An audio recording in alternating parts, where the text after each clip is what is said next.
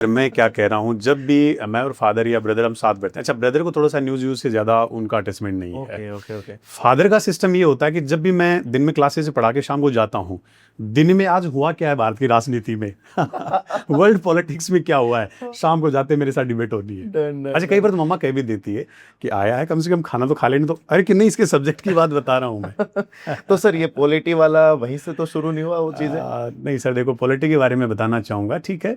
Father ने जो polity के बारे में बताया वो एक व्यवहारिक पॉलिटिक्स है आज जी की। जी बाकी अगर मैं पॉलिटिकल साइंस की मैं बात करूँ, राजनीति विज्ञान की बात करूँ, जिसको अरिस्टो ने मास्टर साइंस कहा है। जी हालांकि कई सारे जो एस्पायरेंट हैं, जितने सारे ऑडियंस आपके अभी देख रहे हैं, इस वीडियो को बाद में भी देखेंगे, उनके अंतःकरण में कई बार ये क्वेश्चन भी आता है कि यार ये तो एक आर्ट्स का विषय है, फिर भी साइंस लग रहा है इसके पीछे। जी तो ये भी कहीं ना कहीं कॉन्ट्राडिक्टरी चीज़ है। जी दरअसल साइंस लगाने के पीछे का वजह है या मतलब है उसका कि आप किसी भी फैक्ट को रख रहे हो, जी उसको आप साबित कर सकते हो। आज भारत में संसदीय शासन व्यवस्था है, जी आप इसको प्रूव कर सकते हो। जी संसद है, इसके दो सदन हैं, प्रेसिडेंट है, वो इसका मुख्य भूमिका मुख्य में होता भूमिका है। में लोकसभा के जो सदस्य हैं, उनका चुनाव होता है, चुनाव राज्यसभा होता है। सदस्यों का इस प्रकार से चुनाव होता है, और फिर एक पार्लियामेंट बनती है, फिर एक सिस्टम बनता है। तो अपन जिस चीज को परिभाषित कर सकते हैं, जी सिद्धांत के रूप में एस्टैब्लिश कर सकते हैं, वो साइंस है, जी वो विज्ञान है। विज्ञान है। तो इस पॉलिटिकल साइंस का अगर मैं कहूं कि जो पी की शुरुआत मैंने की, आपके ऑडियंस को बता देना चाहता हूं कि मैं पहले साइंस का स्टूडेंट रहा हूं। अच्छा सर, आपने एमएससी बीएससी मेरा की है? नहीं एमएससी बीएससी नहीं, 12th लेवल पर। हाँ, 12 तक।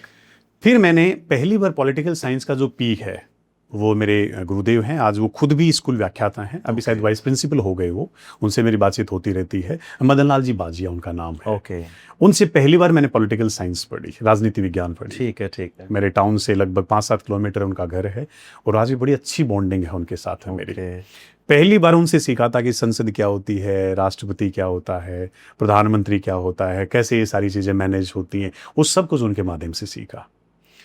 फिर ग्रेजुएशन जब चीज़ें और आगे बढ़ी, तो फिर कुछ फ्रेंड सर्किल थे, उनसे पता चला भाई ठीक है, आप अगर ये सब्जेक्ट सारे रखते हो तो आगे चल के आप सिविल सर्विसेज की तैयारी भी कर सकते जी हो। जी अच्छा, उसी साल हुआ क्या, मेरा जो गांव के पास में ही खाटू श्याम जी है, जी तो खाटू श्याम जी से अभी भी मुझे जहाँ तक याद आ पा रहा है, 2010 की बात है शायद ये। 2010 में शंकर लाल जी कुमावत करके ओके। हमारे आसपास के एरिया से पहले आईएएस बने। अच्छा हाँ, पहले आईएएस बने वो।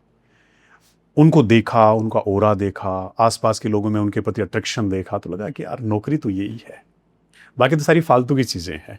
और फिर उस दिन मन में ठान लिया कि अब बनना तो आईएएस ही आईएएस बनना बनना है, है। बाकी इसके अलावा और कोई कहीं कॉम्प्रोमाइज़ करना ही नहीं, और समझौता करना। 2010 में सर ऐसा ट्रेंड भी था कि भाई जाना है तो आप जैसे बच्चों को देखते थे कि आईएएस में जाना, आईएएस में जाना है, तो कहीं वैसा वो माहौल तो शुरू नहीं हो गया था नहीं, 2010 ऐसा के तो कुछ आसपास? नहीं था 2010 में। तो इतनी, हालांकि इतना ना तो इतना कंपटीशन था, ना ही इतना ज़्यादा उआप होती। एक्चुअली होता क्या है, आज भी ग्रामीण पृष्ठभूमि की अगर मैं बात करूं, तो बच्चा 10वीं तक जब पढ़ लेता है, तब जाके उसको बताते तुझे क्या करना करना क्या है। और वो भी पेरेंट्स डिसाइड करते हैं, माता पिता तय बच्चा करते बच्चा खुद हैं बच्चे को पता ही नहीं होता सर लगभग। आज भी।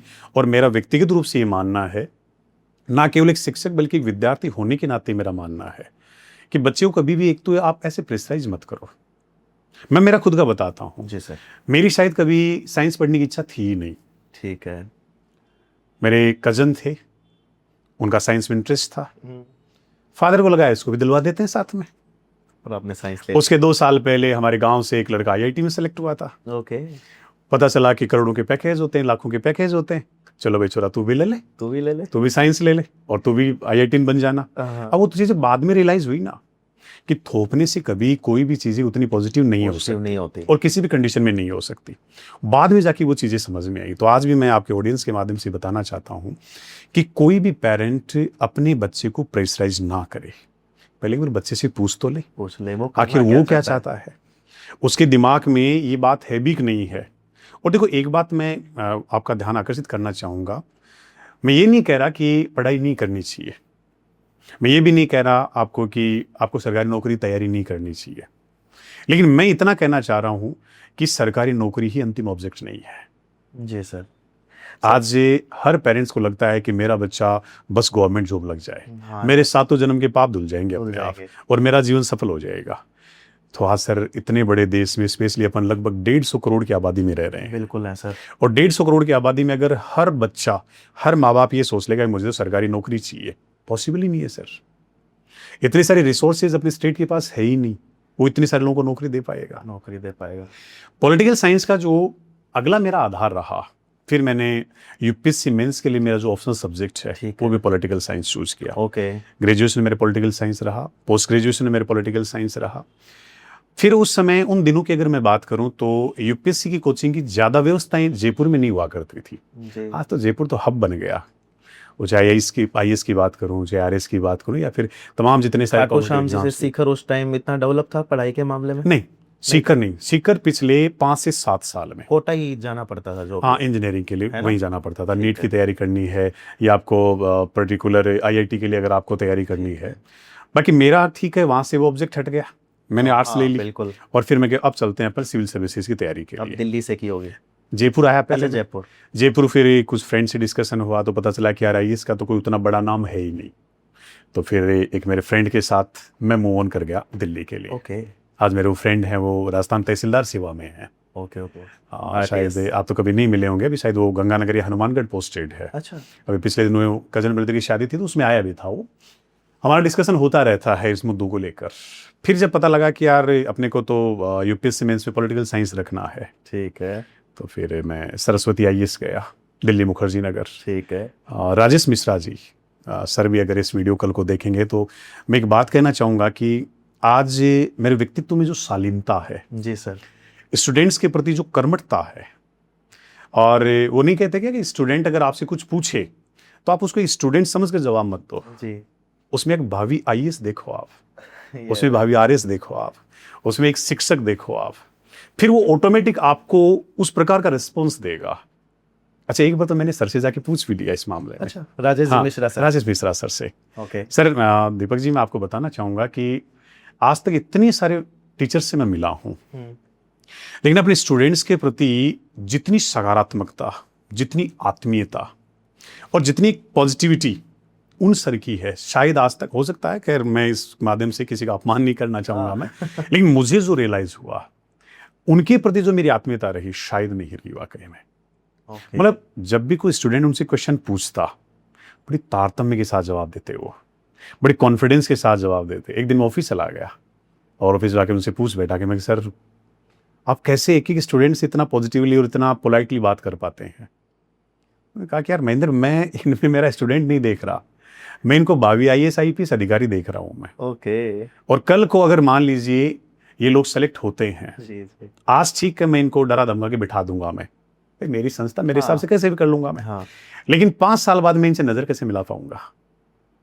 और दीपक जी, उस दिन से मैंने मेरे व्यक्तित्व में, आज भी जैसे बहुत सारे स्टूडेंट्स भी आपके इस पॉडकास्ट के माध्यम से देख रहे होंगे इस वीडियो को, तो वो इस बात को रियलाइज भी करते हैं कि आज भी मैं स्टूडेंट्स को उन्हीं की तरीके से ट्रीट करता हूँ। हाँ सर, मैं आपसे पढ़ा हूँ, आपने मुझे कभी नहीं डांटा है। हाँ सर, डांटता हूँ मैं, लेकिन मैं पढ़ने वालों को डांटता हूँ मैं। अच्छा सर, ऐसा कभी रहा है कि घर वालों ने जब शुरू में आपने पढ़ाना शुरू किया होगा तो घर वालों ने बोला कि पढ़ाने बढ़ाने से कुछ नहीं आजकल? आज भी बोलते हैं। हाँ? पापा तो आज भी बोलते हैं कि कुछ ढंग का काम दे, कि कोई अच्छा मोटा पैसा आता हो जिससे, ऐसा कुछ रहा? पापा तो खैर मोटे काम के लिए या पैसे के लिए तो नहीं कहते पापा, लेकिन पापा का एक ड्रीम था, और दरअसल मैं तो कहूँगा कि पापा का ही नहीं, वो ड्रीम मेरा भी था। और दीपक, ठीक है दिन में अपन काम करते रहते हैं तो वो चीज़ें उतनी फील नहीं होती, लेकिन आज भी जब रात को सोने के लिए जाता हूँ तो एक बार मन में वो विचार जरूर आता है, क्या काश अगर आज आईएएस से आरएस होता तो शायद जीवन और बेहतर होता। जीवन इन द सेंस कि कोई पैसे वैसे का मामला नहीं है, एक वो पावर, ओरा, तगड़ा। हाँ हाँ, ठीक है, पावर है, ओरा है, पैसा है, वो सेकेंडरी है, लेकिन इतने एक मास लोगों के लिए अपने को काम करने के राइट्स मिलते हैं, जी। अधिकार मिलते हैं अपने को। ठीक है, पैसा तो आज जिस फील्ड में है भगवान की दया से बहुत अच्छा है, सारी चीज़ें बहुत बेहतर चल रही है, लेकिन पापा का भी वो ड्रीम था, आज मेरा भी ड्रीम था वो, क्या शायद और बेहतर कर सकते थे अपन। पापा तो आज भी ये कहते हैं कि यार क्यों फालतू इन चक्करों में पड़ा हुआ है, और भी आरएस देने की उम्र तो है तेरी अभी भी, ठीक है यूपीएससी की तो निकल गई, एक अटेम्प्ट और दे लेता हूँ। तो सर ऐसे देखोगे अभी कुछ है आगे? नहीं सर, अब तो ऐसा कोई प्लान नहीं है, अब तो ऐसा कोई